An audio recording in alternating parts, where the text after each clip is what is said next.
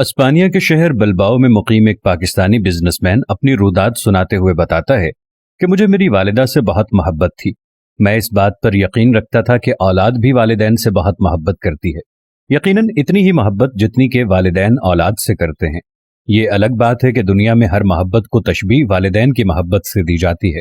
میری اس بات سے میری والدہ متفق تھیں کہ میں ان سے بہت محبت کرتا ہوں، مگر اس بات سے متفق نہ تھیں کہ اولاد والدین سے اتنی ہی محبت کر سکتی ہے جتنی کہ والدین اولاد سے کرتے ہیں۔ خیر، وقت گزرتا رہا۔ ایک دفعہ رات کے کھانے کے دوران میری والدہ کو اچانک سینے میں درد محسوس ہوا۔ جب میری والدہ نے درد کے متعلق مجھے بتایا، اس وقت میں روٹی کا نوالا سالن میں ڈبو کر منہ کی طرف لے جا رہا تھا۔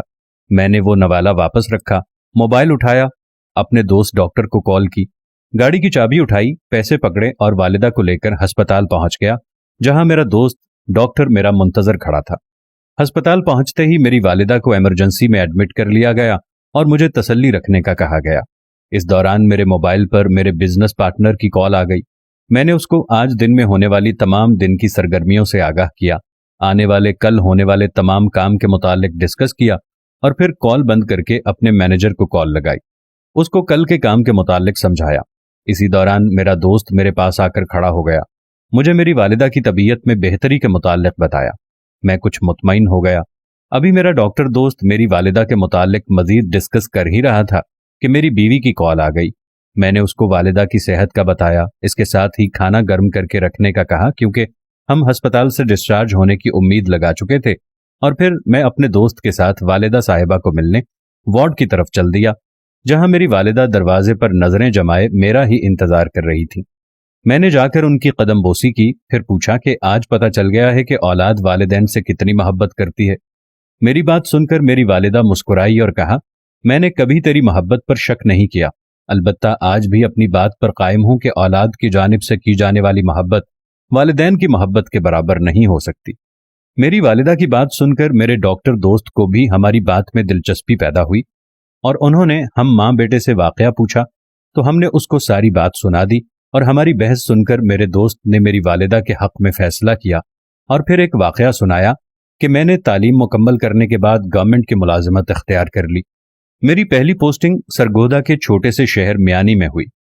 ایک دن میرے پاس ایک خاتون اپنا بے ہوش بچہ اٹھا لے آئی۔ میں نے خاتون کے ہاتھ سے بچہ لیا تو میری نظر خاتون پر پڑی، جو خود بھی شاید ہوش میں نہیں تھی۔ ان کے ایک پیر میں جوتا تھا، ایک میں نہیں تھا، دوپٹہ سر کی بجائے زمین پر لٹک رہا تھا۔ میں نے بچہ پکڑتے بے ہوشی کی وجہ پوچھی تو اس نے بتایا کہ میں روٹی بنا رہی تھی، میرا بچہ چارپائی پر لیٹا تھا، میرا دھیان بچے کی طرف سے غافل ہوا تو بچہ گر گیا۔ میں نے عورت کو تسلی دی اور بٹھا کر بچے کا علاج کرنے لگا۔ بچہ ہوش میں آ گیا تو اسے اس کی ماں کے حوالے کر دیا۔ ماں نے لپک کر بچے کو گود میں لے لیا۔ ماں نے 2-3 بار اٹھنے کی کوشش کی مگر ناکام رہی تو بچہ دوبارہ میں نے پکڑ لیا۔ اس عورت کو سہارا دے کر کھڑا کرنے کی کوشش کی۔ اس دوران عورت شدید ترین انداز میں کراہنے لگی۔ میں نے محسوس کیا عورت کے چہرے پر تشدد کے نشان تھے، جیسے اس پر تشدد کیا گیا ہو۔ میں نے اس سے پوچھا تو اس نے بتایا کہ بچہ چارپائی سے گر جانے کی وجہ سے شوہر نے مارا پیٹا۔